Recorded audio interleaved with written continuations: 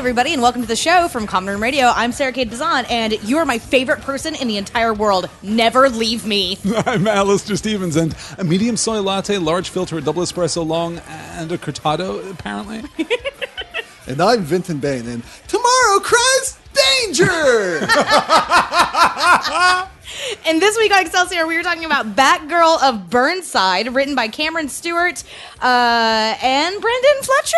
Yep. Yes. Excellent, good. They don't really say like the written by and drawn by there on the cover, which is what I flipped to immediately. Guys, I'm so excited because I'm finally back on board for the things we are doing on this show. I'm so pleased. I'm so happy. It's been a long couple of weeks, but I am here and I am ready. We've inadvertently stumbled into a comic that was written expressly for you. Yeah, and also about me, apparently. For you, yes. It turns out I am Batgirl of Burnside.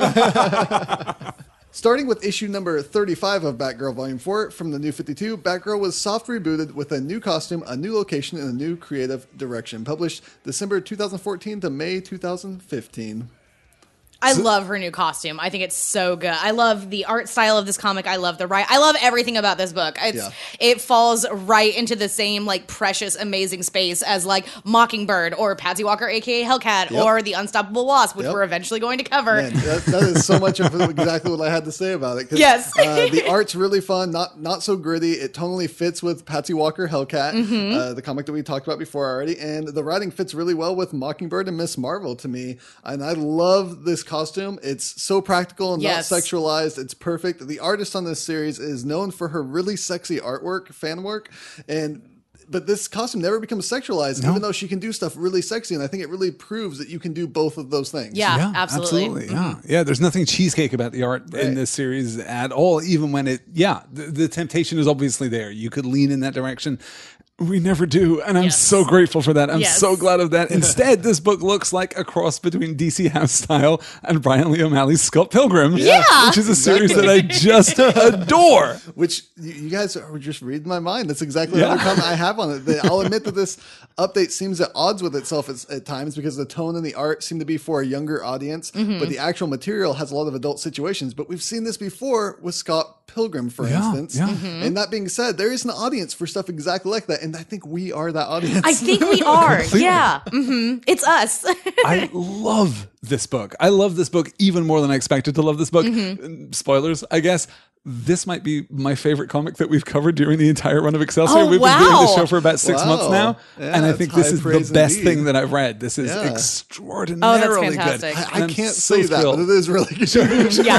got Vision that we covered, and some other things I'm blanking right now, but we've done so Vision, much. definitely Vision. No, this hits my sweet spot for, that slice of life thing where we get very naturalistic characters presented in fairly naturalistic situations, but with that superhero spice and got just an ambition that I love. Back when we talked about the Vision series, we were talking about huge ideas that are incorporated into plots in a very minor way. Like, this is an idea that could sustain an entire run. In Batgirl of Burnside, we get a world-class idea that sustains this entire run. It's beautifully done. The algorithm is brilliant. That is genius. That is legitimate comics writing genius. It's really good. So do either of you have a history with Batgirl in comics? None whatsoever. In fact, I think the only history I have with Batgirl is Alicia Silverstone in, I think it's Batman and Robin. We do this every time. We do. We'll never know. We'll never know. Not until next year's Bat Month. You can tweet at us all you want. We're going to forget entirely. Either Batman and Robin or Batman Forever. I forget which one it is. But when Alicia Silverstone played Batgirl and she was Alfred's niece. I do remember that Batman and Robin is the fourth one because Batman Forever is the third one, and that doesn't make any sense. Right. So to I me. think that it's Batman and Robin because I think she's in the last one, and I don't think that they continued past that. Because they probably wouldn't introduce her and Robin at the same time. Right, exactly. And then she was in at least part of the Batman animated series. Is that right? Am I remembering that correctly? Okay. I thought you meant Alicia Silverstone. No. I mean, if they brought in Alicia Silverstone to the Batman animated series, it was a really weird choice, but I was into it. No, but the Batgirl, like from the Batman animated series as well, I was not terribly familiar with, but at least partially familiar with. Like I know who Batgirl is. Right. Yeah. And I know of, like you, Sarah, I know of Batgirl more than I know Batgirl. But one of my favorite comic books of all time was a standalone issue that was published as part of The Brave and the Bold in 2010, Ladies' Night by J. Michael Straczynski with art by Cliff Chiang, which is an issue in which Zatanna,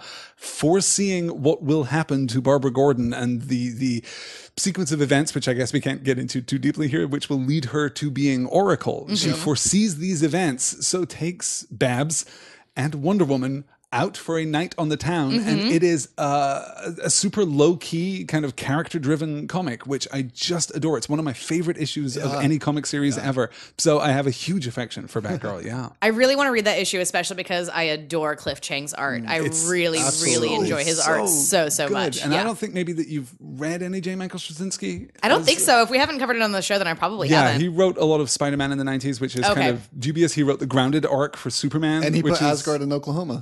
He is responsible for putting Asgard in Oklahoma, and also, I should say, because I'm obliged to, and I'll get emails if I don't, is responsible for the mid-90s sci-fi extravaganza Babylon 5. That's true. Oh, okay. I know of Babylon 5 and the high praise it receives, and that's it. I only know about 3 or 4 of the Babylons.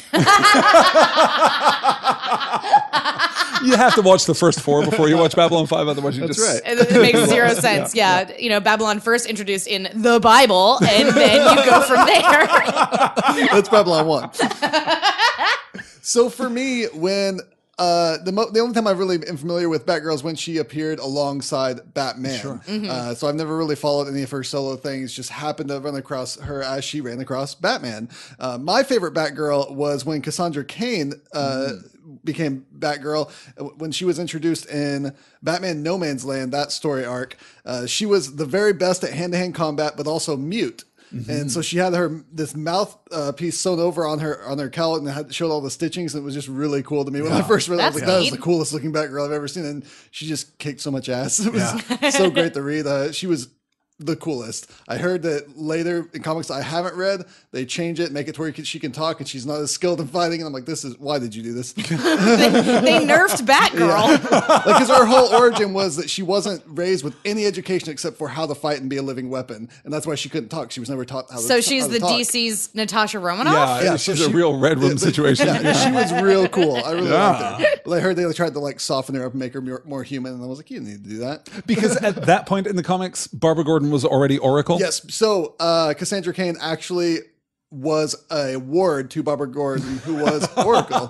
So, ward, a word that is only used in the 21st century with regard to the Bat family. I was fixing to say, that's literally the only reason why I know it. The taken from Burt Ward, who played Robin in the 1966 Batman. Of course, yeah. We're going to go ahead and say that's how that happened.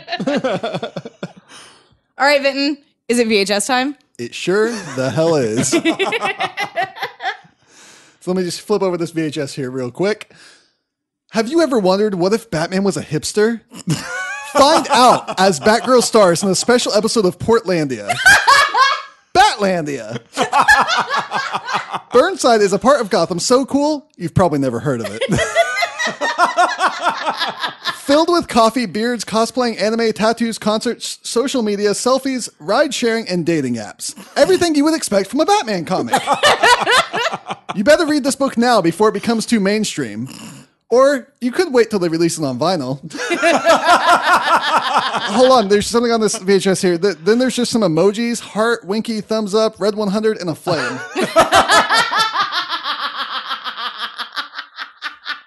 Perfect. That's it exactly.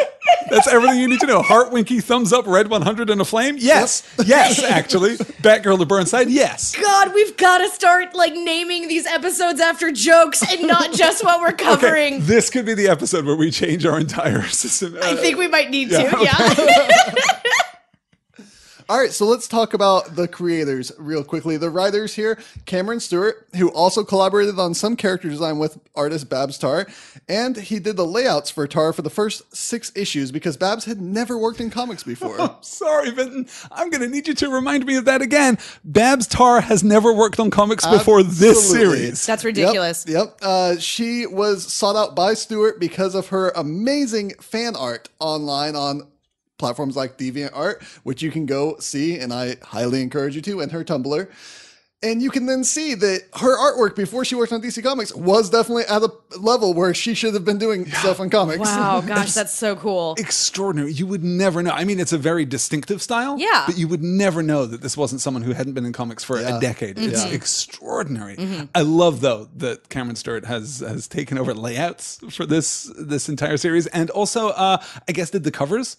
Yes, I think I know he did some of them. I think he did all of them, though. I think he did all of them too, and I'm not usually like a covers guy. Yeah. Covers don't usually speak to me that much, even going back to the Silver and Golden Ages. I'm not that into cover art as a discipline, as a style. The covers of this series are phenomenal. They're really, really good. I think most covers are meant to just trick you into buying the issue. So they'll put people on the cover that don't actually hardly show up in the comic, or they'll put fights going on the cover that don't happen inside the comic.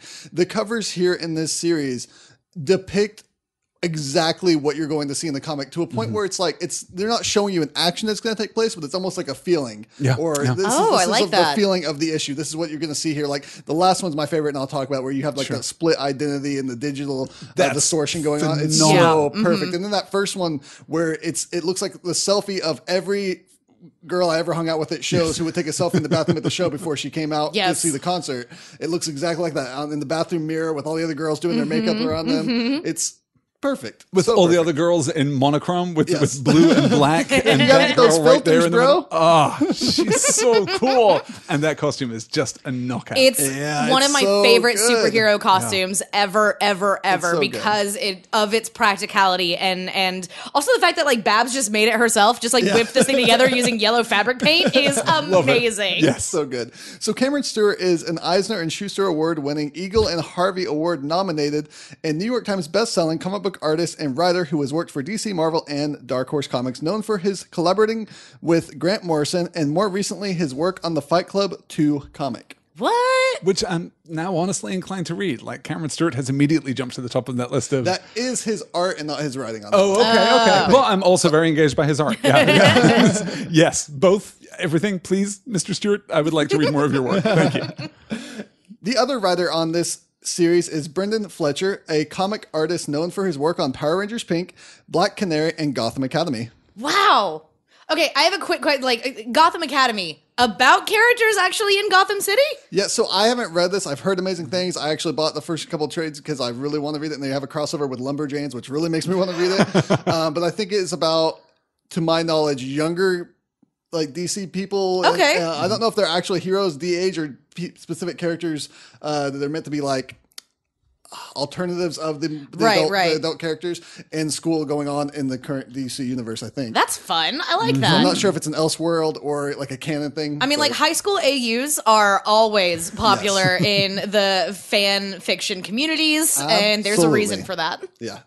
The first line on the Gotham Academy Wikipedia page just notes that Gotham's most prestigious prep school, Gotham Academy, happens to be just across the road from Arkham Asylum. Well, that's not ideal. Bad civic zoning, That Gotham. kind of makes me feel like it is the DC version of Buffy the Vampire Slayer. Yes, Arkham is their Hellmouth. It's a Hellmouth. Yeah. Oh, exactly. yes. 1,000%, please. Yes. Thank you. I guess we're going to have to check that out. Looking at the character list that is on Wikipedia, these all look to me like new characters. I don't think there's any recurring characters that are really running the show here. And I've certainly heard comparisons made between Gotham Academy and Runaways. So okay. That Interesting. kind of inclination. But hey, you guys, maybe we should talk about Gotham Academy at some point Maybe in the near so. future. Yes. I agree. The artist here on Pencils and Inks is Babs Tarr. And as I mentioned, she was hired just off of her fan art because Stewart saw it online and talked to DC and said, we need to hire this girl to do this series because she's amazing. And I really do encourage you to go check out her work on DeviantArt and Tumblr. Just Google her and you'll find that. It's clear to see from her fan art why DC was so quick to hire her just from that. The same team of Stewart, Fletcher, and Babs Tarr have gone on to create the comic Motor Crush on Image Comics, which I highly recommend if you like this book. What is Motor It Crush? is heard basically that about too, yeah. motorcycle racing and dangerous crime stuff. How fun! Oh my And gosh! chicks racing bikes. That's a it's thing I'm pretty into. cool. I didn't know until just this The moment. second issue of this trade, I think, is the one with the bikes going on. It's kind of a lot like that. I'm into It's it. a lot of that. Okay, great. It's very good. And I do like that this team, they obviously Fletcher and Stewart obviously do some work together often, and they liked Babs enough that they were like, hey, come with us and do a creative owned thing on Image because we like you that much and we like what you're doing. That's so fantastic. And of course, she's doing her own layouts now because she learned how to do it after the first 6 issues here. She was kind of just in training as she That's moved so on cool. to doing it on her Oh own. my gosh. That's extraordinary. That is the fairy tale story of how you end up working for one of the big two. Yeah. That's extraordinary. She mentions in the interviews that she didn't think it was real. Like she got an email from him saying, hey, you want to work for DC Comics? And she's like, yeah, sure, whatever. And apparently it came down to her and some other artists, and she drew some sample pages, showed them to Stewart to make sure she knew what she was doing and wasn't failing completely. Right. And then she got the job. That's incredible. Fantastic. Yeah. The colorist on this series is Maris Wicks, writer and illustrator mostly for Science Comics. She has written, drawn, and colored comics for First Second Books, New England Aquarium, and Woods Hole Oceanographic Institution, as well as SpongeBob Comics, Marvel Comics, and DC Comics. Yes, the big three. Wicks is the illustrator of the New York Times best-selling book Primates, which is a biopic comic about Jane Goodall, which is a very good one. I recommend it. Her latest graphic novel is Human Body Theater, and her newest book is Coral Reefs. She also collaborates on Your Wild City, a weekly webcomic about urban ecology. Huh. That's fantastic. This is the coolest creative team I've ever heard about. This is Burnside, the creative team. Yes, happening right yeah. here. Right? One person has like a Tumblr and a DeviantArt, and one person writes for like the Oceanographic Institute. Yeah, exactly. The letterer here is Jared K. Fletcher, letterer and logo designer, has worked on hundreds of DC, Vertigo, Wildstorm comics, and some Marvel comics. He's the letterer and designer for Paper Girls. Nice. Oh, fantastic. Excellent. Previously mentioned Yes. here Good on work. Excelsior. Yeah. So before we go too much further, we need to talk about some history. But before we talk about Batgirl's history, it's important that we talk about her predecessor, a vital part that paved the way for there to be a Batgirl. I'm so interested to know about this. Because we've talked a little about the Bat family before, at least as it's been presented in the stories that we've discussed. But I still don't feel that I have like a strong grounding in the Batman, I guess. Yeah. Who's this guy that started this family? Right. This somewhat unknown hero is known as the Batman, and his origin has gone untold until now. Bruce Wayne was just a child when he watched his parents be murdered by a mugger. This event would define his life as he dedicated himself to becoming the world's greatest weapon against crime, the Batman. Inspiring and even training others to also take up his fight as the Bat family, of which Barbara is a part of. You talking about Bigo? I'm talking about Bigo. Bigo! You know who I'm talking about? It's Bigo. As we have mentioned before, Barbara Gordon's Batgirl was introduced in the comics and the 1966 TV show at the same time, pushed by the producers of the show. Sure. First appearing in Detective Comics 359, January 1957, created by William Dozier, Julius Schwartz, and Carmine Infantino. And if you're looking for, a list of heavy hitters at DC has never managed to put together the same kind of bullpen as Marvel for, all of the speculation we can make about who did what at Marvel, particularly during the 1960s. It's Lee and it's Kirby and it's Ditko and it's, the great comics creators of our time. And a lot of great people were working for DC. They just didn't have the same branding sensibility as Stan Lee, because no one born on Earth has the same branding sensibility as Stan Lee. Marvel literally would just put the names of all the people in the bullpen in every comic and talk about the goofy things they were doing. So all the fans knew exactly who was working in the bullpen for this issue. Barbara is the daughter of Commissioner Gordon, although this was retconned after Crisis on Infinite Earth to her being his niece and adoptive daughter. This seems to have been retconned back to her being his biological daughter in the New 52.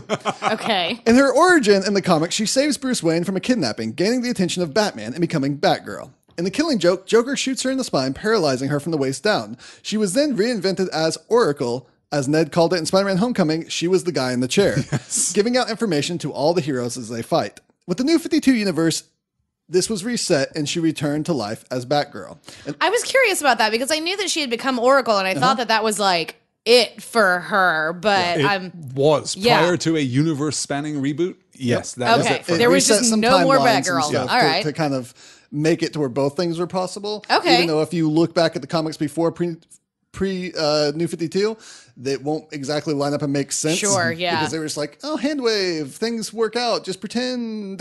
Yeah. Comics continuity is a complete construct and Barry really Allen- doesn't matter. Barry Allen probably traveled in time, and that At was some it. point, I forget, yeah. was it Crisis on Infinite Flashpoint? Earths, was that? No, New 52 was because of Flashpoint, so that was because of Barry Allen. that was definitely Barry. So, Wanda Maximoff did something somewhere and it she affected changes everyone. Even DC Comics when she does stuff. we should say that it's notable that Oracle stuck around for as long as she did, Yeah. because DC loves to reboot its characters in exactly this fashion, and that kind of character redefinition oftentimes doesn't stick. It oftentimes is lost in the shuffle. Oracle is such a great character. This version of Barbara Gordon is so strong and so necessary almost to the running of Gotham that it's no surprise that she was. She's in the she Arkham was. Asylum games, Yes, right? absolutely. Okay, Yeah, that is yeah. another place that I know Barbara Gordon from. Not Batgirl necessarily, but like I knew Right. about. Yeah. I think that that's how I knew about Oracle and like what her whole deal was. It just occurred to me that Batgirl may be the one single comic character that we've talked about her background in more episodes than any other. It's Because possible. we brought her up and talked about her in Suicide Squad, because that's where she became Oracle, was in the Suicide Squad comic. Oh, We yeah. talked about her with Lego Batman. Yes. And we talked about her on Batman the movie 66 because that's how she was introduced into the right, comics sure. through Yeah, the TV yeah, show. yeah. So that's 4 episodes of podcasting we've talked about her.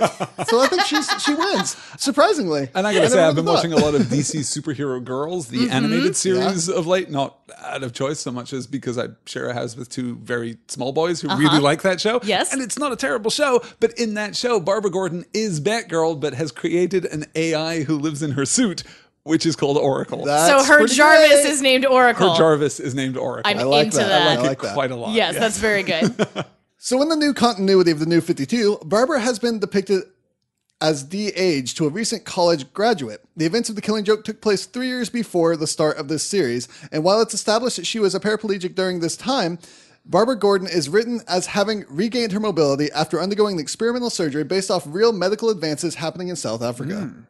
Resuming Really? her- Gail Simone actually used real medical advances in South Africa to come up with the science behind what they did to make her walk again. That's neat. Cool. So I thought that was a really cool thing to do. Gail Simone, legit. Yeah, pretty much.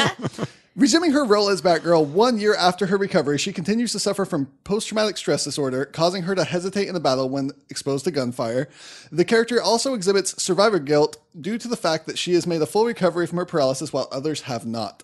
Gail Simone wrote this reboot series up until this point, up until issue 34, and I've heard a lot of amazing things about how she wrote all the things I just talked about, but I have yet to actually read any of it. I actually ducked into it before we read Batgirl: The Burnside because I thought for some reason that Batgirl: The Burnside was a hard reboot rather than a soft reboot. So learning that it was a soft reboot, I went back into the preceding 35 issues and it's very good. Like I don't have a sense of the whole arc yet. Sure. But the art is great and the writing is phenomenal. Gail Simone has such extraordinary humanity when We she writes haven't these read characters. anything done by Gail Simone yet, have we? We haven't. Here on the Obviously, we podcast. need to. crime. Yeah, like here on the Yes. podcast. Yeah, let's add that to the list for Yeah. Yup, November. yes. For November. Yes.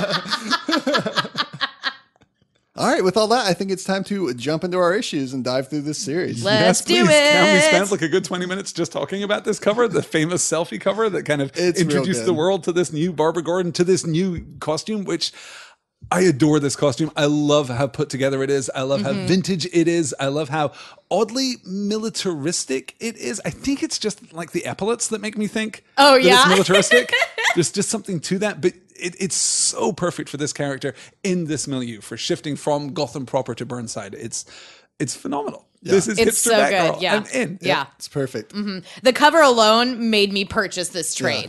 This was one of the first trades that I bought. Like, I think the first like set of comics I ever purchased were the Brian Azzarello Wonder Woman run, which I think we've talked about before.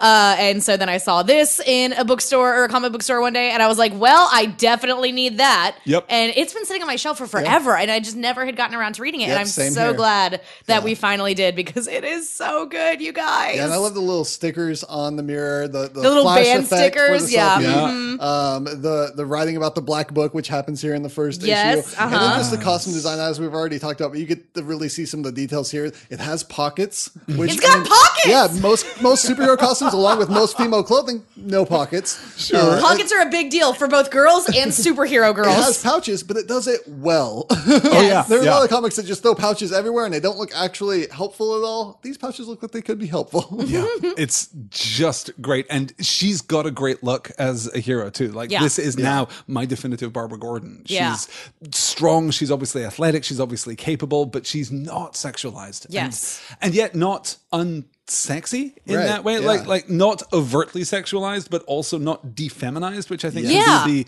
the alternate angle on that. This works great.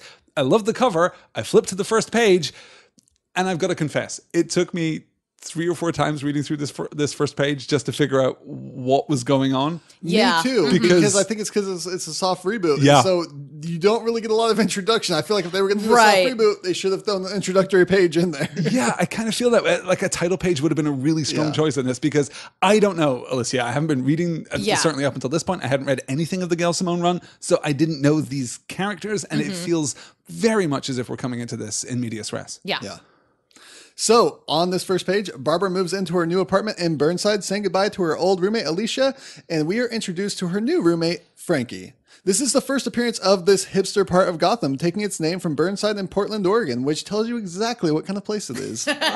I love it. This is obviously the best part of Gotham to live in. There's color, there's coffee, there's probably internet cafes. She's never seen so many tattoo shops on the block. So many tattoo shops. No, it's great. Like, if you got to live in Gotham, go live in Burnside. Sure. Why wouldn't you? Yeah. Alicia Yao here was introduced in the first issue of this new 52, but Batgirl, created by Gail Simone and Ardian Syaf. She doesn't show up much in here, but I do like her.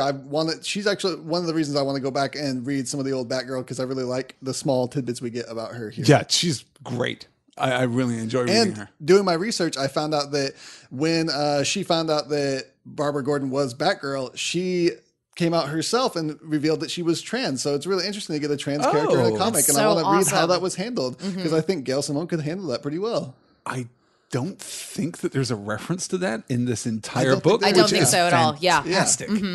It's not Alicia's like defining trait, which is kind of turns out neat. she has other things going on in her life. That's extraordinary. Good. She's like a real person. Yes. Hey, what a novel idea. Yeah. Frankie Charles, on the other hand, makes her first appearance here. I love Frankie so much. Oh my gosh, she's so cool. Yeah, she's awesome. Which you wouldn't know by this. This is her first appearance, because it seems like she's a character. I actually had to look it up to make sure before I continued reading on here. She befriended Barbara, who was recovering in physiotherapy, as she was learning about her own muscular dystrophy. We'll learn a little bit more about that later on. In the penultimate issue of our discussion this evening, if not chronologically the penultimate issue of this run, I guess. Yes. I should mention, most of the rest of the characters in this comic are brand new and introduced for the first time here, so there won't be a lot of background history in this episode. We get a reference to a real jerk-sounding guy who calls himself Riot Black, who runs a website blackmailing people by releasing their information to the public, and we learn that Frankie works as a coder for a dating app called Hook. Or Hook, maybe? Like Hook Up? Yeah. Oh, it's probably Hook. Yeah. I really read it as Hook every time, and Hook makes so much more sense. Oh, you sweet summer child. That's adorable. I've never used the dating app. I don't know what it means to hook up. Probably Hook. Yeah. I was Particularly thinking with the intertwined O's in the logo there. Pretty perfect. And then right there on the front makes page, so much we sense. get the introduction to Riot Black, and we get this brilliant panel. He sent me this, to which Barbara replies, "Is that real?" And Frankie replies, "Ew, gross." My favorite line in this entire section of panels is, "Ugh, Riot Black's Club, that D-bag can suck it." Yes. That was when I knew that I was going to be very into this comic book. That's all you need. Yep. Yeah. Barbara wakes up woozy from a party the previous night and goes to get coffee for her roommate and friends. The name of the coffee shop is Chiroptera, I think is how you might say that. Chiroptera? Okay. Yes, I've never had Is that a dinosaur? I've seen it written plenty of times, never had to pronounce it. Is the name of the scientific order bats belong to, actually. It literally means hand wing, I think, or something Hand like wing. that. Yeah, because they So have it like was the some hand sort of looking wings. pterosaur. Yeah, Yes. exactly. We have to talk at this point about the inclusion of technology in this story and the way that we represent emails and text messages and really this kind well of done. so externalized good. digital Yes, correspondence yes. that's associated with Batgirl. It's brilliant. I mean, it's kind of echoing the kind of things that we've seen done before in the BBC Sherlock series and things of that order. But this is done as well as any version of that sensibility that I've seen. It's so good. Yeah, no, I love it. And it's really, I mean, it's another really good way to throw in some basically like a narrator voice without there being a narrator voice. absolutely. And I think that this is like a really interesting way to It's do a good that. update for, I mean, technology is such a big part of our lives. We're always checking our email, checking our text. This is a great way to introduce it into a comic book Yeah. style. Yeah. That I guess it's 4 panels across the page when we get the 3 emails from her about her research funding, then about her bank account, then from Alicia, and then the text message from Frankie St. Troy says, "Get him a cortado." Troy, by the way, the guy that Babs hooked up with the night before. Well, the guy that Babs made out with for She an didn't hook extent. up with him. Yeah, Somebody she else didn't did. hook up with him. Depending on your definition of hookup, I guess. I think generally hooking up means doing it. I don't know. Like will I said earlier, I don't know what absolutely this. cede this ground to the youngest person in the room, Sarah. I don't know what this hooking up is. I'm not going to let myself live it down. So yes, Barbara does check her messages on the way. Her funding for her graduate research has been held up. Bank account overdrawn. She's not having a great day. At the coffee shop, a customer says that their tablet was stolen while they were in the bathroom. Barbara accesses her eidetic memory, recalling someone leaving with a tablet as she entered. She chases the thief down and recovers the tablet before throwing up, still hungover. The panel at the bottom of the page, that long, slim, vertical panel is seriously now, okay. It's pretty good. Barbara Gordon has never looked more Sarah Kate Pesant than she does in that panel. But that could legitimately be your Twitter avatar, Sarah. You It even really have that could. green bomber jacket. I do have Yeah, that and green your bomber hair, jacket. Yes. not dissimilar at all. Yes. I just got a haircut, which is unfortunate because otherwise I could just go as Bigo for Halloween, which why could. wasn't I Bigo. thinking? One person in 100 would get that costume, but they would love it. They would be so pleased. I really love the page that shows her finding the best route and using her expertise to catch the Yes. thief. It's just I this great love spread. how smart Barbara Gordon is. This was not something that I was aware of. Is she like the world's second best detective? I don't know like where you fall like I'm on sure that eidetic hierarchy. memory really helps with Oh, that. I'm She sure. may even be a She better has detective. all Yeah. the roads memorized, and so she's just like thinking about the map just in her head as she's Yes. running. She's so cool. Like I really love this version of Barbara, and I want more of this specifically, and I don't know if there is more of this. And It reminds me a lot of what is happening in the newest run of Hawkeye with Kate Bishop. Oh, because really? Whenever she's like chasing someone down, she sees things in little arrow targets and like marks out little different We've parts of got to spaces read as Kate she looks Bishop. where she should shoot, where she should run, where she should dive. Yeah. And it's really well done in those splash pages and spreads. before we go on, our first background Sailor Moon drawing is there in the cafe when Barbara's walking up right before she puts the order in. There in the shadows, you can see Usagi Tsukino sitting at a table with the even see trademark that. You're bun so head right. hairstyle. I studied this. Everyone knows I take so many notes. I came here and I sat down and Sarah was like, so did you notice all Sailor Moons? I was like, what Sailor Moon? There's like 5. It's okay. I am very specifically trained to notice that particular hairstyle because Sailor Moon was my very first Sure. superhero in my life. Well, and it is distinctive. Quite. In her defense, but Yes. you're absolutely right. That is Asagi silhouetted in the background of the cafe. There. Yup. That's so good. I totally missed that one. Yeah. I love this book like 0.4% more now than I did before. So upon returning to her new apartment, Barbara finds Dinah, the Black Canary. And this is going to take a little bit of history here. Please explain Dinah. Yes. Oh, I'm so excited. Is this going to be one of those things that it's a little ridiculous for you to try and do? A little bit. Oh, man. I will say the only reason why I knew that this was Black Canary is because of the Young Justice cartoon on Netflix. It's a good pull, yeah. Yes, It's certainly. better than knowing her from Arrow because I would get real confusing. Oh, I bet. Yeah. And I'll No, tell I you watched why. like 2 episodes of Arrow. I don't even care. So, Dinah Drake made her debut in Flash Comics number 86, August 1947. Created by Robert Kinnear and drawn by Carmine Infantino, initially appearing as a villain. One of DC's earliest superheroines, Black Canary has appeared in many of the company's flagship team-ups titles, including Justice Society of America and Justice League of America. Since the late 1960s, the character has been paired with Archer superhero Green Arrow professionally and romantically. A world-class martial artist with a superpower the canary cry, a high-powered sonic scream which could shatter objects and incapacitate enemies, even ones powerful enough to kill Kryptonians such as Superman. When DC Comics adjusted its continuity after Crisis on Infinite Earths, Black Canary was established as two separate entities, mother and daughter, Dinah Drake and Dinah Laurel Lance.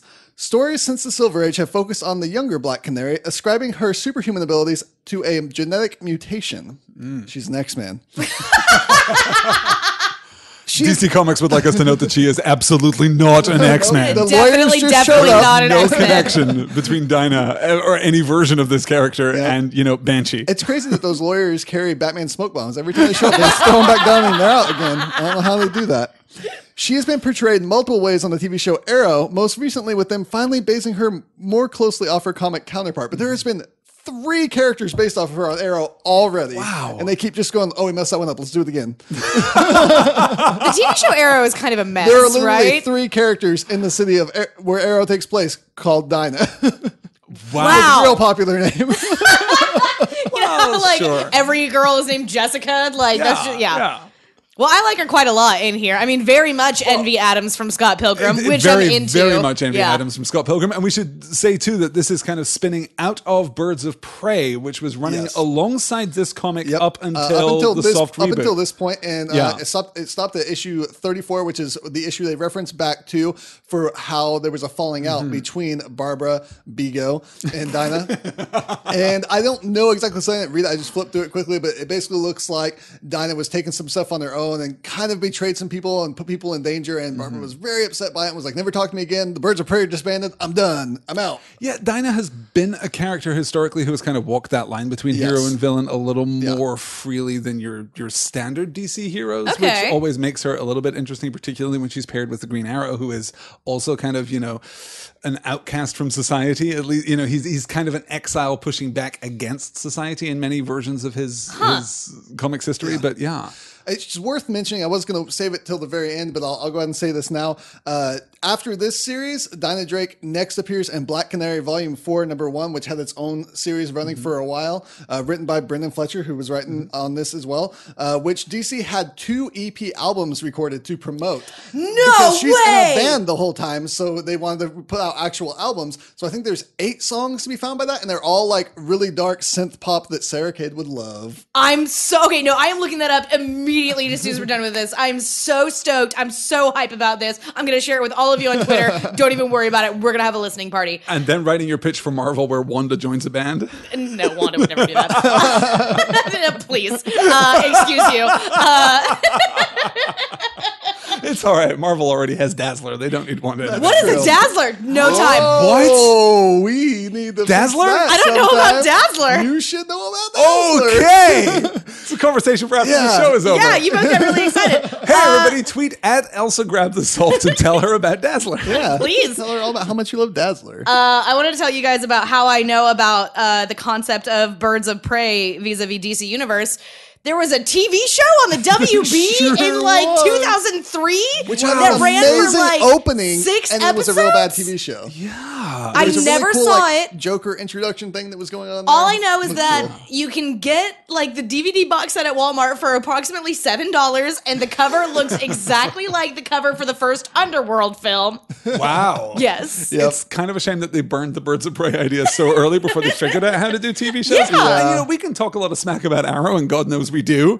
But if not for Arrow, we wouldn't have the current crop of, I think, broadly excellent DC series on the CW. The Flash is fantastic. Supergirl is honestly maybe one of my favorite TV shows that's ever been. It's It's so problematic, good. but they're finding their footing and doing some good things. Yes, it's very much a case that the good outweighs the bad, Yeah. but the good is very, very good. And, I'm a big fan of characters who can save the day and beat the bad guy with the power of love and hope and commitment. I mean, and that's friendship. like my Friendship, thing. you guys. Yes, yeah, that's my number 2 thing. You so desperately need to watch Supergirl. Apparently, it is yes. made for you. Oh, awesome. Yeah, no, we'll do it at some point. Yes. All right, so the 2 had a bit of a falling out, as we mentioned, but Dinah's apartment and her storage area have burned down, and she has nowhere to go. Barbara's van and costume were in that storage area and also destroyed in the fire. Whoa.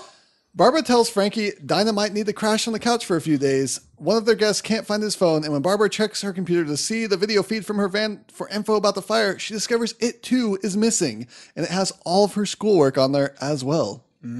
College is hard, especially when you're a superhero. I love the way that we just pull all of these elements together. This is one of those like very quiet, unnecessarily neat bits of writing Yes. that I particularly adore. Yeah. There's no need for all of this stuff to be as tight as it is, but it is tight. It is so good. Everything that we need for this soft reboot springs out of this conflagration that consumed all of Batgirl's history, basically. And that arcs out through this series in 4 or 5 discrete ways. I love that. This is very, very high level writing. Yeah. Barbara walks through the room using her eidetic memory to account for everyone at the party last night. This is such a cool It is spread. a great It's spread. amazing. It's also 1,000% Scott Pilgrim. We have reached peak Scott Pilgrim here. This is Scott Pilgrim Volume 7. And she becomes suspicious of one of Frankie's friends' dates. Barbara meets with the friend and another friend whose phone was stolen on a date and discovers both of them met their dates on the Hook app. Hook? Not Hook. I love how we cut between these two scenes. Yeah, like we Yeah. do this in movies and TV Nice shows all the interchange. time. I've never love seen this. it done like Yeah. in comics before, and it's amazing In and a so well regular done. 9-panel Dave Gibbons ass grid. I mean, Yeah, this is yeah. excellent. It's beautifully, beautifully done. And the way that the dialogue, leads from one panel into the next so Yes. that it forms a coherent narrative. Yeah. It's perfect. It is very perfect. Frankie helps Barbara set up a profile on Hook, and she sets up a date with the same guy who's been using different aliases and profiles to go on dates and steal people's personal electronics. The page of Batgirl putting together her new costume is laid out in a really cool way, including the music that she's listening to. Like it's got like the iPhone music player up there. Now or here's my something. question. This is so great. Is this real music? No, it's not. Because this is also the musician that will come up later in a future issue here, talking about their diamonds being stolen from. Okay. Yep. But what's great about it is it feels like it could be real music. Sure Yes. does. It's excellent. Very Excellent. well done. I like that. It's featuring somebody. It's got the parentheses on the name. It's pretty perfect. Yeah, I love this entire sequence of her getting her costume put together. It's so good. So good. She's so competent. She's so good. Yeah. With receipts from Pegasus Vintage, a receipt from Bullseye, and then just a package of quote unquote all-purpose gloves. Yep. All-purpose gloves. What do you need them for? Doesn't matter, actually. Forget I asked. That was an intrusion that I committed upon your private life. These are all-purpose gloves. You're fine, Batgirl. Yeah, you go do washing you. dishes. Yeah, fighting dueling, crime. driving, winter, Foot massage. foot massage.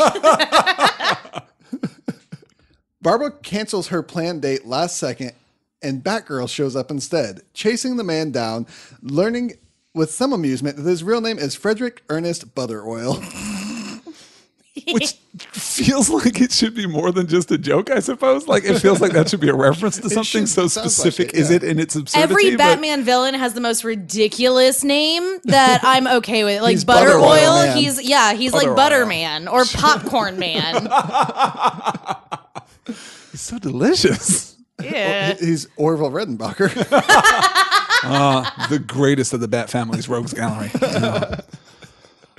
He admits to stealing devices for Riot Black, and she wipes his phone and leaves something on it for Black, insisting that Frederick deliver it, threatening to call his mom otherwise.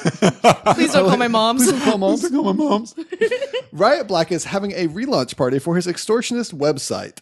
Batgirl confronts him there and offers him a chance to delete all his data before she turns him over to the authorities. He refuses, unsurprisingly. And Riot Black here appears to be modeled after rapper Riff Raff. Looks just like him. Oh, yeah. Similar tattoos, Huh. similar looks, exact same hairstyle. I think that's supposed to be Riff Raff. He's super douchey and talks in hashtags and is real gross in general. Yeah, I don't like him. Oh, the talking in hashtags is the worst thing I've ever seen written on a comics page. That is so it bad. was really Hashtag disgusting. cringy. Yes, yeah. yes, Hashtag disgusting. yes. Hashtag the worst. I like this quote from Batgirl, though, where she says, gross. I'm glad that these gloves put a layer between your face and my fists. Black reveals he has a cybernetic brain implants where he stores all of his data, and Batgirl offers to give him the information of her secret identity if he will delete all the rest of his data. She shows him a picture of herself with a QR code covering her face, activating the malware from the phone that she had gave her date to give to Black, deleting all of his data. The devices that he stole are returned, including Barbara Gordon's computer, but all the data has been wiped, deleting her important schoolwork. Barbara confesses to Dinah that when Black got into her systems, it might have triggered the incendiary device in her van that burnt down Dinah's apartment, maybe? Like you Possibly. do. So yeah, she burnt down the apartment. It's so good. It's so tight. It's so well structured. I adore this entire thing. I love the use of the QR code. The QR, yeah, just the way it even has like the Instagram, or not Instagram, the Snapchat. It says sucker bar across it, and then she's holding up just like a paper QR code over her face. That's really smart. That shows a profound understanding of how this technology actually works. And I think that's why the depiction of this technology is so compelling in the arc of this story. Clearly, Cameron Stewart understands what it is that he's doing. He understands this tech. And it comes across as completely authentic and completely convincing. Even for those of us who've never touched a hookup app of any kind. A hook. A hook. I don't know what it is. What is this hook? Barbara gets a text from an unknown person who seems to know her secret and tells her she's not cut out to protect Burnside. And that's the end of our first issue. It's a strong lead into the second issue, which has a genuinely amazing cover. It is. It's so good. As I mentioned earlier, I love all of these covers. This is fantastic. So issue 36, Tomorrow Cries Danger. Barbara, Frankie, and Dinah shop for clothes. Barbara is worried about the text that she got and protecting her secret identity. And Frankie, who doesn't know Barbara is Batgirl, shows them a social media photo of Batgirl on Pixagraph, a DCU version of Instagram, and geeks out about her. At Burnside College, Barbara needs to meet with Professor Kripke about her predictive social mapping thesis and how she lost all of her work. He is not in, but she meets Jeremy, who shows her her new office and her research assistant, Nadima, who tells Barbara that her brother works at a robotics lab and may be able to help recover the data from her hard drive. I love this entire sequence. Yeah, it's all so good. I feel good. like in another, superhero book, I'd be a little frustrated that we were spending all of this time on things that I now know, having read the entire trade, don't go anywhere necessarily, but this is so charming. It's so good. And then, yes, culminates with your opening quote here, Sarah. You're my favorite person in the entire world. Never leave me. I say this to everyone who, gives me food or calls me pretty. Yep. As soon as I read this, I saved a picture of it on my desktop and was like, I'm going to tweet that later because that's exactly Sarah. And then I beat and you. And she beat me to it. You snooze, you lose. Speaking with Nadima's brother, Kadir, at his lab, she finds out that 2 prototype motorcycles had just been stolen from them. She gets the drive from him to try to recover her files, and as she leaves the lab, she spots a whiteboard full of formulas and spots an error. She fixes it for them, and they all marvel at her expertise. Yeah. She's so good. She sure Goodwill hunts that, I guess. Kadir is modeled after the Q character as played by Ben Whishaw in the James Bond films Skyfall and Spectre. He's delightful. Yeah, basically just stole that character. Yeah, I don't think we've ever had an Put him opportunity in to here. talk about this on the Excelsior podcast. I'm quite a big James Bond fan, while completely acknowledging the rampant awfulness of many James Bond movies. I do like the character and like the setup. And yeah, the new Q is fantastic. Yeah, and he fits right into this world in this comic. Yes. And I'm so glad that they brought him in. And I hope that in future volumes, he does become Q. Because I haven't read those future volumes. Those future volumes are not out and over. So you might know. I don't. It's a strong choice, too, to give Barbara Gordon a Q, given that she is generally the Q to the Bat family. She's an excellent engineer, an excellent technician. She's incredibly smart. But here she has someone who can just provide that logistical support, but narratively speaking, also function as a sounding board for her as she's moving through this adventure. It's great. And then, of course, minor spoilers for the end of this arc, but when he starts to lose faith in her, it's a genuinely heartbreaking moment. It's very strong. Absolutely. Yeah. Back at her campus, she discovers the 2 stolen motorcycles are being used to terrorize students. Changing into Batgirl, she engages the riders, but they have swords and cut her. She falls back, and campus police chase off the riders who shout, "Tomorrow, cries danger," as they ride away. Exactly like the type of mistranslated phrase that anime is famous for. For example, yes, I love this tiny little montage we get of her costuming up at the bottom of the page where she zips up her jacket and snaps on those epaulets, and we get the tying of the laces, which is so good, like superheroes tying their laces. Of the cowl coming on over the hair. Love it. Just love it. Yeah. Sarah, you should definitely cosplay as Batgirl. Probably so, absolutely yeah. should. Yeah. Frankie and Barbara start the process of trying to recover her data. Dinah leaves, jabbing that she is going to look for any bar in Burnside that isn't some kind of artisanal microbrewery. Frankie is exhausted from work on the Hook app. Barbara connects the attackers on the motorcycle to an anime that she used to watch called Adomina, where 2 motorcycle assassins called the Jawbreakers use the same phrase, "Tomorrow cries danger." This leads her to an otaku shop where the proprietor corrects that the original show title is actually Science Battle Hero Nuclea and informs her that there are a couple customers who frequent events in cosplay as the Jawbreakers. I kind of want to just go line by line through this dialogue. I know that we don't have time to do that. Fantastic. It is so perfect. I can tell you about Science Battle Hero Nuclea, the original Japanese title before it was butchered for American TV. He says, yes, overwhelming my douchometer. Yes, thank you, Guy. It's, God, I love it so much. I'm surprised you would know what it is. Another Sailor Moon in the background of that shop, by the way. Oh, of course. It has to be, yeah. Yeah. She can't get into the GCPD database her normal way, so she goes to Kadar's lab for help. As she investigates the lab, she realizes the thieves must have had help unlocking the doors electronically. Kadir tells her that the bikes have GPS built in, but they stopped working. But as he says that, the GPS magically starts working again.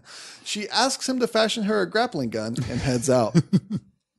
Let's talk about the coloring on this next page. We haven't really talked about the coloring as we move through this comic. It's beautiful and it's brilliant and so evocative of time and place. I love that we can move from really straight Scott Pilgrim style slice of life adventures to, I mean, genuine superheroics. This is so good. Yeah. The interplay of light and shadow on Batgirl's form as she moves through this abandoned structure, this abandoned parking garage, maybe, I guess.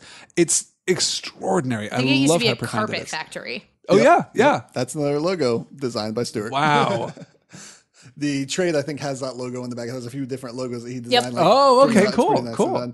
I really appreciate that she's using her camera flashlight as her flashlight as she's going through. Yes. Probably the only superhero who's doing this. It's pretty fantastic and convenient. So now she's facing the two riders again, and she thinks back on watching the show with her father when the hero seemed overcome by the Jawbreakers and how she defeated them. Mm-hmm. I really like Jim Gordon's line here. She's a smart girl just like you. She's the hero. This entire sequence is so good. Where it's Jago. Switching, Jago. Where it's switching between young Barbara and like Barbara as Batgirl. I love it. It's so good. There's even that one panel where it shows like current Barbara with eyes over the old, the child Barbara's panel. Mm-hmm. Yeah. It's done really, really well. And then, of course, showing the interchange of the show and how the hero overcomes in the show, which inspires her. And she shoots her grappling hook, knocking them off their bikes, and takes one of the bikes, facing the two riders on the other bike in a game of chicken. Leaping from her bike, she takes them out with a knee to the face. Like you do. Fantastic. We get all of these dark purples and like super saturated oranges to give us this very Gotham sensibility to most of it, but then in the panels where we're actually attacking, we get these bright pinks and vibrant purples, and it all goes very mid-90s anime, which I just love. And it's fantastic. Yeah, that little sequence with Jim Gordon and his daughter, particularly when he's talking about, what have I taught you? Identify the pattern. It's fantastic. She didn't come from nowhere. She had a family before she was a part of the Bat family. Mm-hmm. And that's a thing of profound beauty. I just love it. She mentions it later and when she's talking about her father, but she says she came from a white knight and they showed Jim Gordon. It's such a perfect thing. Yes. It's so true. I believe in Jim Gordon. I believe in Jim Gordon. As she ties up the two for the cops, they say that they were hired by texts from Batgirl herself to mercilessly attack and kill her. Barbara returns the prototype bikes. Barbara presents her thesis data to Jeremy and Nadima later, who are impressed, but Frankie accidentally mentions that Barbara lost the data for her algorithm and is trying to recover it. She also tactlessly notes that Jeremy must be the guy that Barbara thinks is cute. He is very cute, Barbara by bears the way. her face in her hands. He's also 10 years older than her, which Nadima warned her earlier. We end this issue on a wah, wah, wah. I'm very into it. I'm very into it, too. It's so good. It's pretty funny. I like that you can so quickly do that in this comic. Go from action and fighting to that type of like personal note. It's done very well. Yeah. That takes us to issue 37, Double Exposure. Which again, the cover though. Very sparkly. I love this cover. I love the way that we do the coloring treatment on the glitter, the sparkle throughout this issue. It's fantastic. This feels like a pushback against the people who were critical of the first two issues after the redesign, right? It feels as though, you want that Batgirl? Well, here she is. Also, parenthetically, she's a dude, which wouldn't bother like decent people, but I know would specifically bother the kind of people who would complain about the costume redesign in DC Comics. 4 bat-masked women tag Batgirl on Pixtograph as they rob pop star Juniper Vega, who has appeared in the music on the previous issues, of her diamonds. And Batgirl apparently showed up and helped them do it. She rides with them in their recklessly driven car with diamond-encrusted everything. As the girls start to attack an elderly couple, a bat device is thrown at the car, shutting it down, and the real Batgirl appears, swooping in and taking the fake Batgirl. The four thieves throw a Molotov cocktail that provides a distraction for fake Batgirl to escape. Real Batgirl takes out her frustration by capturing the four of them. Barbara visits Kadir, thanking him for the EMP that shut down the car. He suggests that she should build her social media presence to combat the bad image that this imposter is giving her, and gives her a crime-fighting phone case upgrade. So this is kind of the thematic thrust of this arc, I guess, which is if you don't tell your story, someone else will. Yeah. And if you don't, someone will control it. If you don't expose and perpetuate your brand in this online social space, then someone else can take control of it. I love how smart that is. I love how informed that is and how thoughtful it is about what it is to be a superhero. The way that we correlate your digital presence, your social media presence with your mask is beautifully done. It's incredibly smart and incredibly insightful. I don't think we necessarily go as deeply into it as I might like to, but I do think we go as deeply into it as we can within the bounds of this story. Yeah. But it works so well. It is really cool to do a story about your image that's really meta, talking about the soft reboot itself and the changing image of the character. Yeah. And so you get to see it on multiple levels. And really, in a lot of ways, this whole volume is a meta story talking about them soft rebooting and the types of people that would be angry about it. Right. It is. Yeah, though it doesn't slip into that kind of self-parodic metatextuality where it stops being a story and becomes a story about really stories. Story. Yeah, it works have that layer. absolutely on its own terms, but also has that layer to it, which we're about to explore as we move to the Dagger type show here. And we get these hypersexualized perspectives on a Batgirl. Yes. I love this. I love what we're doing here in terms of our depiction of this heroine. Yeah, so Kadir says that Burnside loves Batgirl and this imposter must be trying to ride that fame. There's even a Batgirl art show going on by an artist called Dagger Type. Dagger Type is a play on the Goro type, which is the first publicly available photographic process. It's a good pun. It's a great pun. It's a great one. Yeah, it's a great artist name. Too bad it's stolen for this comic. So, okay, did you guys know that when they did that daguerreotype of Wonder Woman and her Howling Commandos in the film Wonder Woman, they actually did a real daguerreotype. Like, they brought in the machinery to actually really do that. That's not fake. That's a real. I didn't know that. Yeah, That's fascinating. yeah. I have friends who do the old school photography on glass, and it's very cool. Oh, I have very a picture cool. of myself on one of those, and it looks amazing. So awesome. Excellent. I'm really jealous of them being able to do that. So as Dinah, Alicia, Frankie, and Barbara enter this art show, Barbara is mortified to find out that the show consists of photos of Batgirl, the imposter version, with no message, just narcissism. And if you read the bio of the artist, it says that Dagger's last show got him at 6 months in prison. It is the most pretentious and egregious just block of tech. It's basically lorem ipsum for hipsters. The artist statement is something that I feel like I've read at some art sure, shows. yeah. I just want to read the artist statement that you can see on the wall real quick. Please. My work embodies the existential juxtaposition of the vernacular mixed with a postmodern manifesto of pathos and glee in a fairest age of societal consumerism. It was real hard not to throw up while saying that. I don't want to do a show anymore. Frankie shows Barbara a picture of Batgirl in a wheelchair, saying how it speaks to her. Batgirl demands the curator tell her where Dagger Type is, but she explains that he remains anonymous. Okay, this was such a sucker punch. I did not see it coming. I absolutely the wheelchair hate photo. it while also respecting the hell out of it. How dare you, comic book? How dare you do that? Because, Barbara's just looking at it going, I can't say what I want to say about this. As they're like, this should speak to you too, right? Yeah. It's heartbreaking to see it. Absolutely heartbreaking. How have her friends not figured out that she's Batgirl? Well, I mean, I think she's the only redhead in all of Gotham. I think Frankie's the only one there with her that doesn't know. Fair. Okay.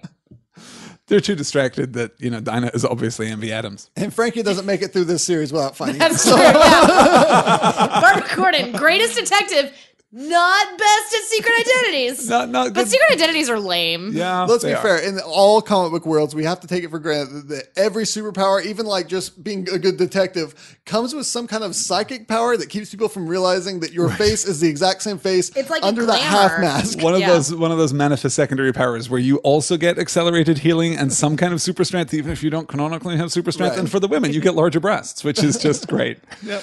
Barbara hacks the delivery system for the art and finds his studio. There she sees an American Sign Language book, and thinking back, she realizes that the model was posed to deliver a message in ASL saying below Burnside Bridge, 10 p.m. It's kind of genius. It's fantastic. It's really smart. Yeah, It's I like it a so lot. good. And we dispense with it in a page. This could have been like a 4-issue arc, mystery that we're solving where she uncovers each one of these images in a different location around Gotham City. Perhaps I've just been playing too many video games and now I'm thinking of this as like a fetch quest or a collectible. But she uncovers these images and then manages to put it all together. But yeah, we dispense with this in 3 pages for the entire plot, 1 page for the reveal. It's gorgeous. That's right. Yeah. At the bridge, Batgirl is attacked by henchwomen, and the imposter arrives saying that the spotlight is wasted on her and that they plan on killing Batgirl and taking her place. That sparkling Batgirl suit, though. I know it's supposed to be ridiculous, but it is like ridiculous. Yeah, it's tremendous and awful Very and well brilliant. colored, too. And yes, Like the coloring yeah, the is coloring so perfect on the spectacular. sparkles. Yeah. The two fight, and Barbara pulls the mask off the imposter, revealing him to be Dagger type. Dagger shoots at Batgirl, forcing her to jump off the bridge to miss the bullet. Dagger escapes, and Batgirl loses her cowl. Just want to call out one of my favorite lines. And like my mama used to say, if you can't take the heat, another Batgirl will kill you dead and take your place. I really appreciate that Dagger type says that Kanye wants to collaborate on the music video. Sounds about right. Yeah, I believe it. Yeah. Dagger resurfaces with a sold-out show claiming to reveal Batgirl's identity. Barbara can't get a new cowl on time, so she goes in her street clothes. Dagger goes on stage and claims he is actually Batgirl, and the audience is not impressed, booing and disbelieving. Dagger angrily pulls a gun and starts firing at the audience. Barbara rushes in, blinding him with her super flash on her new phone case so he won't see her identity, and she asks why he used a wheelchair in that one photo, and he confesses he has a supporter who instructed him to do all of this. Patreon.com/daggertype. Why are you supporting that? I want to know who Batgirl is. The police arrive, taking Dagger away, and Barbara gets a crush on one of the officers named Liam, who recognizes her as He's the real cute commissioner's too. All daughter. these boys are real cute. They're cute boys. This is very Dream Daddy, like angular art with little blush marks on the cheeks. Yeah, this is no, I'm into apparently it. your aesthetic for guys. Yeah. When I look at the background characters, especially if you just flip through, I feel like they just Google searched hipster and just started like drawing in each picture they saw, because every one of these guys like tattoos up to their throat. Yeah. Has like that perfect hipster haircut, earrings, the lip ring. It's just like everyone that seems like I've seen a photo of this guy before, I swear. So later, Barbara has Dinah help her take a photo for her own Pixtograph account so she can control the perception of Batgirl. Dinah not pleased about this. I love it though. It's yeah. So good, so good. This leads us to our next issue, issue 38, Heart Likeable. Where even the narrative gap between the end of the last issue and the beginning of this issue is we get this cover image of Barbara on the subway, I guess. Gotham has subways, presumably, right? Yeah. Looks Burnside like does anyway. Burnside does, does at anyway. Yeah, okay. She's on the subway and everyone has their phone. And now we see how her identity has been taken from her, how it has been distributed and devolved out into the cloud. And just that juxtaposition between the last page of the last issue and literally the cover of the next issue, there's a world of Yeah, storytelling it tells in a there. whole story there. It's so strong. Yeah. And then with our first page here, it just blows up with the social media with Batgirl doing things here. Batgirl is growing in her social media presence and the internet is loving it. The opening splash page has social media comments, headlines, and tagged photos, and it's really, really good. Yeah. Dinah is upset that Batgirl is acting like a celebrity and says Batman would disapprove. God, the coloring on this panel where Dinah is yelling Right? at Batgirl in the It's alley, really cool. it's I so like good. that, It like, was gold so and yellows. striking. Yeah. Yeah. Yeah. It's very noir. Yeah. Very, Yeah. it's like very like Batman-y. Yeah. Yeah, absolutely. We changed the tone of the story in the space between two panels, and it doesn't feel in any way inconsistent. It doesn't No, feel not at inconsistent all. with the much more cartoonish coloring that we get at the top of the page, or with these, again, saturated twilight purples and blues that we get on the next page. Yeah. It's gorgeous. And it's a little metatextual for what people might be saying to Batgirl while reading this. This isn't what Batman would do. What are you doing? Yeah. How dare you? You're in the wrong book. Yeah. Barbara snaps at Dinah that she can leave if she doesn't like it. And Dinah does. Barbara Good goes, for you, Dinah. Yes, I'm out. All right. To be fair, Dinah also has been crashing on your couch and is now lecturing you. I would say you can leave. That's Pack also, up your stuff if all you wanna right, go fair. too. Well, but okay, but she's only crashing on her couch because Barbara burned That's down also her fair. apartment. Like I said, both sides. Barbara goes on a second date with Officer Liam Powell. He mentions how the Hook app was very insistent that he ask her out and says something about how her mother had left her, but she doesn't remember telling him that. I love the way that we see this through the story. It's very, very, very strong. good. Yeah. Did you guys read this as if he was going to turn out to be a bad guy? Like he was like spying on her or something? Yeah, I think we're supposed to, I right? think we're supposed to. I think thought they did that a good job of initially, it. yeah. I think they did a good job of like that misdirection. It's a beat Yeah. that I've seen before in superhero stories Right. where they know Absolutely. one thing too much about the Right. secret origin, and that's supposed to tip you off. But yeah. The two are distracted by paparazzi hounding a Jordan Barbary, a mess of a reality show celebrity supposedly living off his bank robber father's ill-gotten gains and getting away with it. Liam vents his frustration that Jordan put someone in the hospital in a drunk drag race and got away with it like the law doesn't apply to him. This leads him to vent against the vigilante Batgirl, but Barbara argues for Batgirl's popularity. And I really like Liam's quote here. Is this how we measure a person now? How many likes they have on social media? 10,000 retweets gives them the license to do as they please? Yeah, I mean, I think the point is very well made. I like what Liam represents here. I like that he's giving us, I mean, a fairly familiar perspective on Batman. Right. Less so a familiar perspective on Batgirl, but I'm glad to have it. My problem with Liam is that he's been in this book now for about 4 pages, and those 4 pages have consisted mostly of him talking. That's true. And it feels suddenly very wordy. It feels like we're getting walls of text from this guy. He and apologizes for venting. yeah, no, which I get. He's apologizing to you too. I think that's the problem, right? If the language had been a little more emotive, if he'd just been a little more fiery, Yeah. then I would have taken it more as venting. But it reads to me a little bit like lecturing. And in this position, in this book, maybe feels a little, like mansplaining. see It that, feels a little yeah. bit like, no, Babs, you just don't understand how culture and civilization work, how society works. Let me tell you the problem with Batgirl. And I'm not sure that she articulates the counter perspective as powerfully as she might. But I mean, I like him. He's a good character. It's a good relationship. It's narratively useful. I was just a little turned off to him. Sarah, how did you feel about Liam in these pages? I liked him a lot. Okay, Yeah. good. Barbara wonders what Liam would think if Batgirl could get someone like Barbary off the streets for good. Liam responds coldly that is his job. Despite his rant, Babs admits that she admires his passion for justice and gives him a goodnight kiss in front of their door. Frankie is up late working again because the Hook servers have a virus that they need to get rid of before the big party next week. She mentions to Barbara that Dinah is probably staying with her bandmates now, to the surprise of Barbara that she's in the band. The next day, an exhausted Barbara sleeps at her desk when Jeremy wakes her, informing her that Professor Kripke has returned and wants a meeting about her thesis. I love the panel where Jeremy wakes her up. He runs in and he's like, "Hey, girls." And then Nadim was like, "Shh, let her sleep. She was out on a date last night, out late." And Jeremy obviously put out, like, "Oh, Babs." Yeah, just that panel switch. Oh. Babs. Yeah, no, it's so good. I really like Jeremy quite a lot. I just expected the Lego Batman beat where she just roundhouse kicked him across the office. Oh, Alfred, I'm so sorry. My reflexes. Jeremy, I'm so sorry. My reflexes. He lands on a piano. Barbara wasn't able to recover her information, however, and tells Nadima that she has millions of lines of code that she'll need to rewrite from memory, which will take a year at least. She says she never backed it up because it incorporates a map of her mind, and that's not something that she wants on an unsecured network. Because that would be bad, That would be presumably. bad, presumably. Yes. They bring up Jordan Barbary, and Nadima says she dislikes him and that he's dangerous. Later, Kadir reluctantly loans one of his prototype bikes to Batgirl, and she tracks down Barbary. I do love Batgirl on her bike. This is the way it should be. It's pretty excellent. great. Yeah. Yes. You can see a pictograph post by Barbary of Dinah singing for her new band as Batgirl tracks him, which I really do appreciate. It's really nice. He's at the club drinking and listening to Black Canary's band. He ignores Batgirl telling him not to get into his car since he's drunk and takes off, and she pursues.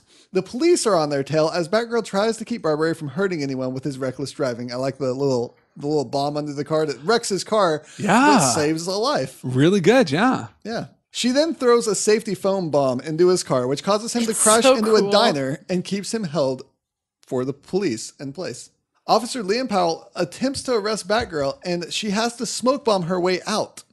By smoke bombing him, which is such a better use of smoke bombs. How have we never thought of that? That's so much better. Yes. Especially if it's just one person. If there's a whole group, I can see smoke bombing yourself, but if it's just one person, smoke bomb them.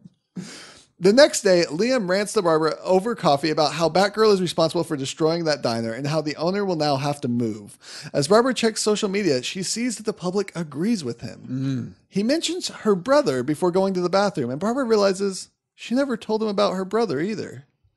Liam's phone rings and says the call is coming from Barbara herself.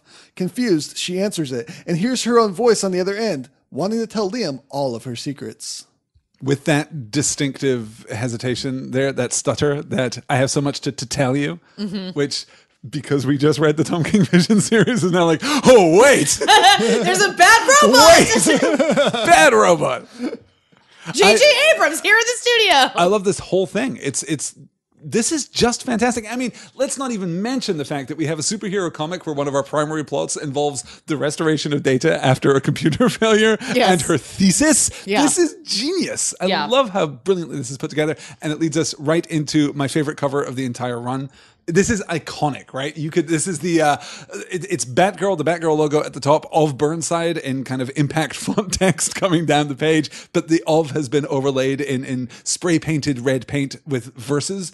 This is, I would definitely have this one on the wall. If I could have any of the covers from the run, this one would be it. It's gorgeous. So yeah, this is issue 39, Batgirl versus Burnside, and we see here right as we open up, the people of Burnside have turned against Batgirl, and she has to escape a mob.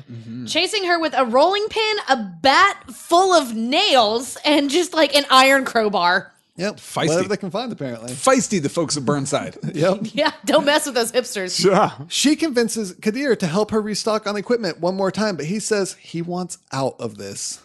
And as Alistair mentioned previously, this does have an emotional impact here where you can tell he's like, this isn't working out. This isn't what I wanted. And I'm done. Which you see, this is a common like superhero trope, but it's done really well here. I think so. Yeah. I love it. And I love that we're getting two perspectives on Batgirl's alienation here because we have Liam's perspective. No, that diner, they've just been there for years and it was rent controlled and now it doesn't matter. It doesn't matter if their insurance pays out. It doesn't matter what happens to them. They can't return to that place. They are done. This is going to have permanent consequences on their lives. And the fact that it's called, what is it? Cuppy Joe's or something? Cup of Joe's, which is, there's a coffee shop not too far from here as we're recording, which has a very similar name. So that was like a nice little homely beat here for Oklahoma City. So there's that perspective, but much more importantly, there's the perspective that Batgirl has gone up against this social media elite. You know, she's come up against a celebrity who was not held accountable for his actions, and she is now the enemy. And that's an enormously powerful thing. So I love that we're getting both of those perspectives on Batgirl's conflict here, and that she is suffering for it. And we get to see that through Kadir, who just hands over this sad little baggie full of supplies, I guess. Yeah. Here are a half dozen smoke bombs and, a new grappling hook. Good luck. Batgirl starts to get paranoid that maybe she has been setting herself up without knowing it. Maybe she is going crazy. Frankie is still working on the virus attacking Hook and has enlisted two friends to help, including a GCPD employee who mentions that Riot Black has posted bail. He then shows them that the Hook app, is advertising a $20 million reward for the capture of Batgirl, which they say must be from the hack. The next day, Barbara has to meet with her thesis advisor, who expresses disappointment that Barbara has changed her thesis since her original is the reason why she got into the program to begin with. He warns her against selling the original to a web developer, and she's confused where he might have got that idea from. I'm sorry, Professor Stanley Tucci. I definitely won't sell it to a web developer. Please don't be disappointed. Don't give me that disappointed look in the third panel of that page, Professor Stanley Tucci. I'm I thought sorry. he looked more like Sean Connery, personally. He has got this kind of Sean Connery vibe. Yeah, I just want all professors to be There Stanley is a Tucci. Sean Connery facial expression Yeah. there. I can totally see it in the eyes. Yeah. Talking to Nadima and Jeremy later, they convince Barbara to catch Dinah's new band rehearsing for the Hook party to talk to her. She does, and she apologizes to Dinah and asks for help. But Dinah is called away, encouraging Barbara that she is sure that whatever she's dealing with, she will beat it. That night, Batgirl considers deleting Dinah's number, ignores Liam's calls, and stares at her cowl, wondering if she should keep being Batgirl, when she hears a cry for help.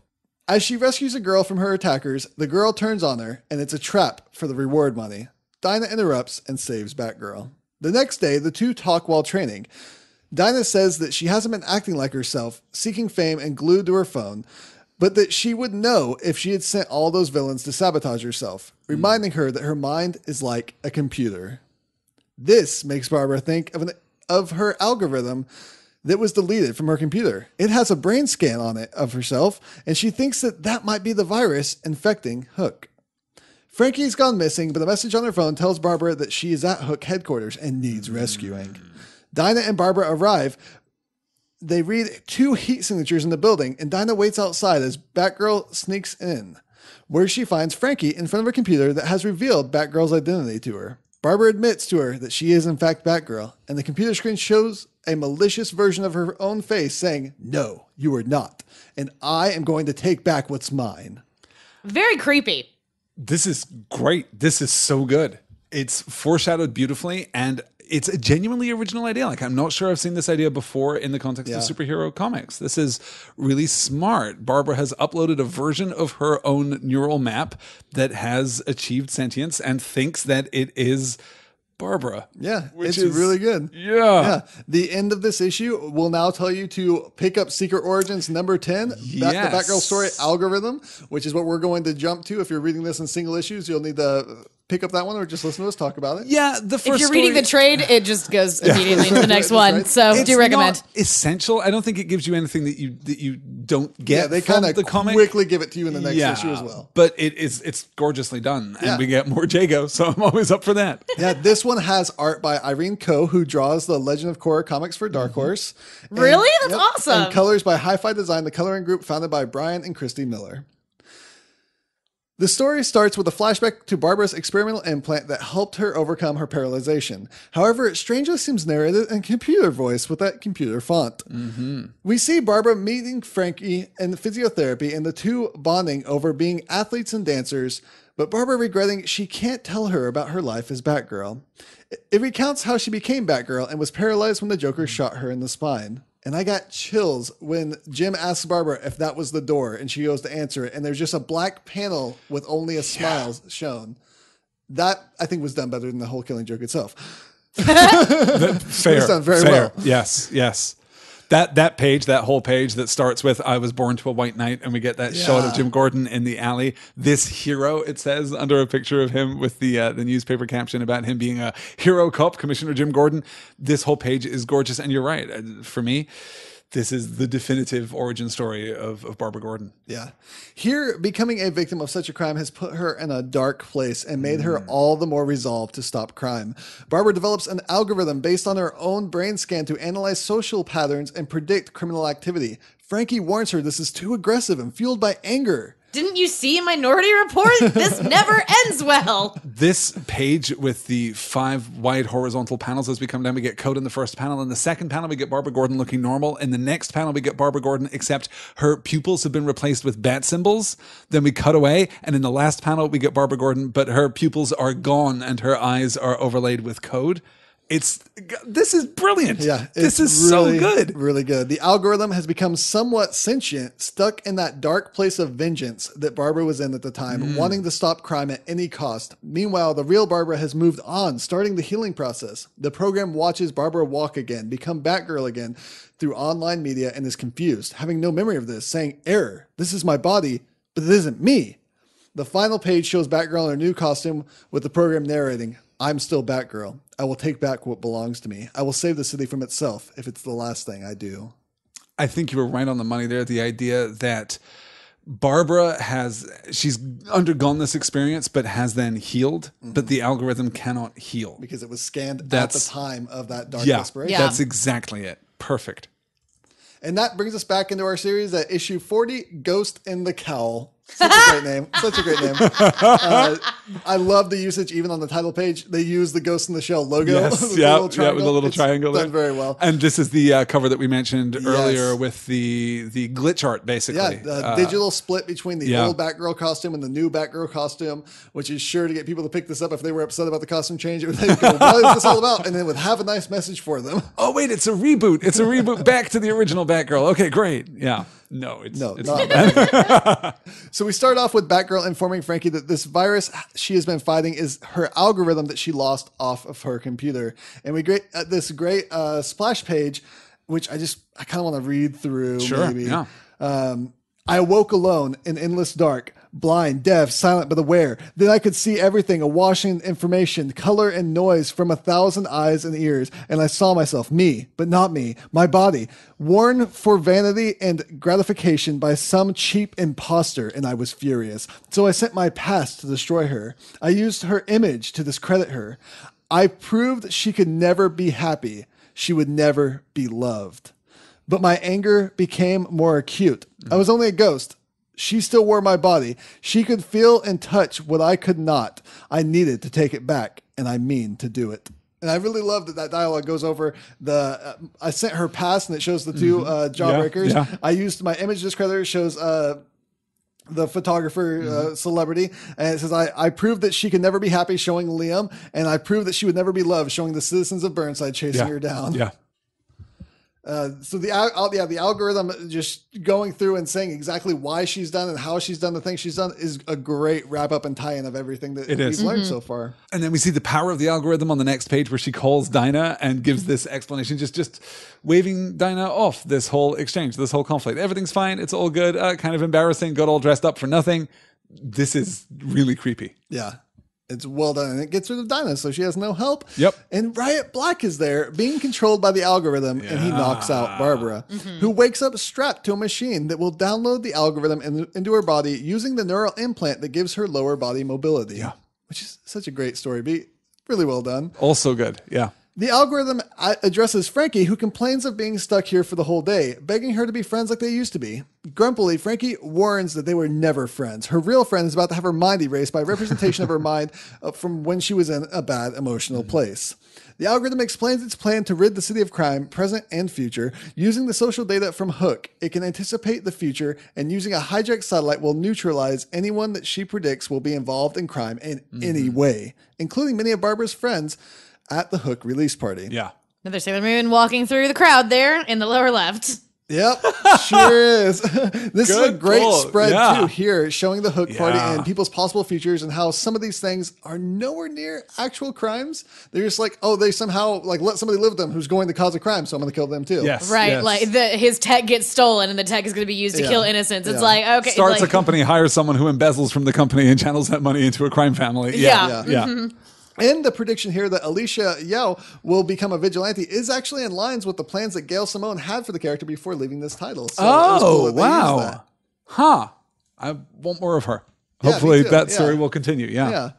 Batgirl frees herself, telling the algorithm it is corrupted, that that's not justice, it's murder. The algorithm argues that Batgirl should be feared, but Batgirl replies, I used to think that way, but for the first time in a long while, I know who I am. Batgirl overtakes Riot Black and leaves, Frankie fighting the algorithm code to go save the people at the party from drones that the algorithm has sent in. With Kadir's help, she figures out how to destroy the drones with Dinah's canary cry from stage, which is a great moment. I really appreciate that. The algorithm shows up on stage, threatening to kill everyone, and GCPD shows up to arrest Batgirl. I'm glad that the algorithm shows up as this creepy corpse face and not Barbara's scary face. Yeah, that's true. That's revealing her identity to everyone. Batgirl tells Liam he can corral the people safely. They trust him, but she needs him to trust her. She talks to the algorithm, saying that she understands the anger, that she has grown past this darkness, though, and she sees more clearly now. She then uses the best weapon against the computer, turning its logic against itself, saying, look at these people. They're Gotham, and they're afraid of you. By destroying these people, you destroy Gotham. You plan to hurt the city. You're the criminal. The only way to save Gotham is to destroy yourself. You must destroy yourself now. This throws the algorithm into a confused loop, giving Frankie a window in which she shuts down the algorithm. This is the end of like a good half of the Fallout games. Yeah. And like several episodes of Star Trek. Yeah, exactly. It's like always take down the robot right here. Yep. Yes. Liam tries to arrest Batgirl, and Dinah tells him to cut her some slack because she just saved all these people. And I really like this series of panels here. The law doesn't allow for slack, miss. And she says, by the way, she's already gone. What? How did she? I think she learned that from Batman.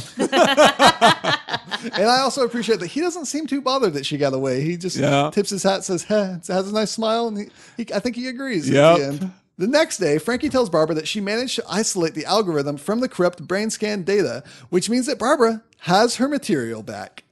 Frankie offers to partner with Barbara to use the algorithm just like she had envisioned.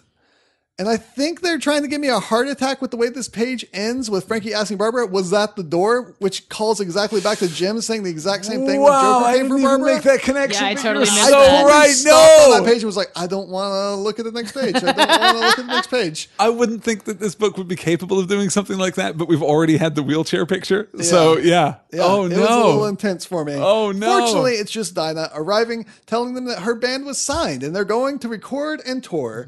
Her and Barbara make up, and Dinah notices the algorithm sitting on the table on the computer and asks what that is. And the caption tells us, find out next issue. Mm-hmm. And we also get a little tag there for Black Canary issue 1. Black Canary issue 1, which you mentioned. There's a comic book series where Black Canary just goes on tour with her band. And there's definitely albums to go along with it. I want this. I want this so much. That's so good. Yeah. So this entire trade reads beautifully. I mean, we kind of get 2 mini arcs. We get the resolution of the dagger type story and then the resolution of the algorithm story. Sarah, how much do you love this? I'm not even going to bother asking if you do love it. This is obviously I love it a lot. I you. really, really enjoy it. And I think that, I think it's one of the, I mean, again, like I said at the top of the episode, I think that it falls into that really excellent sweet spot where I've got, Patsy Walker, aka Hellcat, and Mockingbird and Unstoppable Wasp, just like with these bright colors, but that are also telling like serious stories. And I really appreciate that. And also like just, I mean, kick-ass girls kicking ass, which I'm always into. So yeah, no, I love it very, very much. This makes me really like Batgirl. I previously had like zero interest in Batgirl. It turns out that whenever I actually like sit down and like know about a DC heroine, I will then like that DC heroine. It happened with Wonder Woman. It's happened with Batgirl. I'm super interested about Black Canary's world tour with her music. So yeah, definitely checking that out. Yeah. Check it out.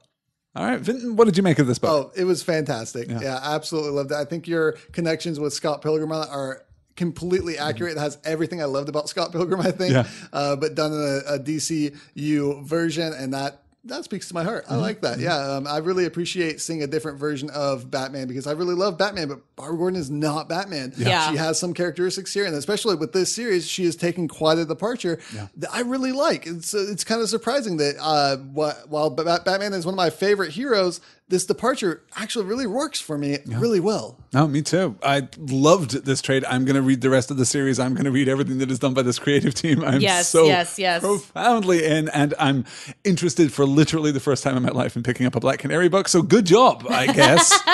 I have no idea how much of this title survived the Rebirth event. If any, I know I have 3 trades. I don't know how long it goes on. Okay, well, I'll read as much of it as there is. You know what? Things don't have to last forever in order to be wonderful. But that's they can true. just be good for a while. I don't know what the creative team is on the Rebirth one, but the Rebirth one starts out with the first volume being called Batgirl Beyond Burnside, and I think it tries to carry on the same heart. Good. Excellent. If this is somehow definitive of this new perspective on the character, I'm in for as long as they're willing to give me these stories. This is just fantastic stuff. That is it for this week. Guys, what are we doing next week to conclude ? Bat Month? Yep. To conclude Bat Month, we are doing Batman Returns. Okay, but Batman Returns is the Tim Burton movie that you've seen. Yes, when I was like 10. Okay. But this is the one with Michelle Pfeiffer, so I'm very excited. Yes. No, I feel Yes. like this is going to be good. I don't think that I will be nearly as full of disdain and chagrin and sadness and just frustration as I was. It can't be worse. It can't be worse. That's right. No, we've done the worst of Batman. We can only go up from here. I don't think it's going to top what we just did. Well, no, absolutely not. But that's I'm hoping okay. that you'll enjoy it. I think that I will enjoy it. I'm looking forward to it. And after that, we're doing Thor Ragnarok. So Thor Ragnarok covers a multitude of sins. It sure will. The early responses to Thor Ragnarok, universally positive, Yes, I guess. I'm so very excited. The only people that aren't positive are saying that the word fun means it's terrible. And I disagree completely. Yeah, well, People are idiots. as previously mentioned, I just watched Batman vs. Superman Dawn of Justice again, you guys. I'm in the mood for a fun superhero flick. We're going to talk about that in just a couple of weeks. But next week, yes, Tim Burton's Batman Returns. I can't wait. I love this movie. It is a huge step forward from the 1989 Batman. Aesthetically, Yes. financially, it's a riotous success in pretty much every way compared to that original movie. And we're going to have a lot to talk about. And it's going to feel like Christmas up in here when we sit and record. Which is going to be weird and It's gonna great. feel really Yes, good. no, it'll be a strange mishmash of holidays. A little festive spirit here Yeah, as we yeah. approach Halloween. I love it. It's good. It's going to be great. If you guys like this show, if you enjoy hearing us discuss, I swear we're going to stop talking about Batman very, very soon. This is not a Batman podcast. This is just a gimmick. But if you enjoy what we do here on Excelsior, you can support us by going over to patreon.com/Common Room Radio, where you can kick us $1 a month or whatever you can afford. And if you do that, you'll get a postcard sent to you, and you'll also get access to all of the Excelsior gag reels, which are amazing. And I do highly recommend them. Also, you get access to our live shows. Very occasionally, we'll do like an Excelsior live Q&A, which is always a ton of fun. So yeah, head on over to there and help us keep doing this thing that we love and that you love. And be sure to leave us a rating and a review so other people can find out about this podcast and join in on the fun. That's true. You can share us on all kinds of social media. We're mostly over on Twitter. You can find us collectively at ExcelsiorCast. You can find me at Elsa Grab the Salt. You can find me at Paper Bullets. I'm not yet on Hook. I'm sad to say, but someday. Oh, I am. I don't even know how to pronounce it, so I'm definitely not on it. You can find me on Twitter at Flesh Eater and hear more from me on the Read Brave Comics podcast. Which goes from strength to strength. You can check that out over on graphicast.com. GRAPHOCAST.com. It's a does it bit, just and I well know it. I We've know been the doing bit. this for a while now. It's pretty good. Well, I think that's going to do it for us this week. Thank you guys so much for listening. Once again, from Common Room Radio, I'm Sarah K. Bazant. I'm Alistair Stevens. And I'm Vinton Bain, and I just want us to be friends again, like we used to be. Happy and safe. No one will suffer from crime again. You'll see. Excelsior! Excelsior!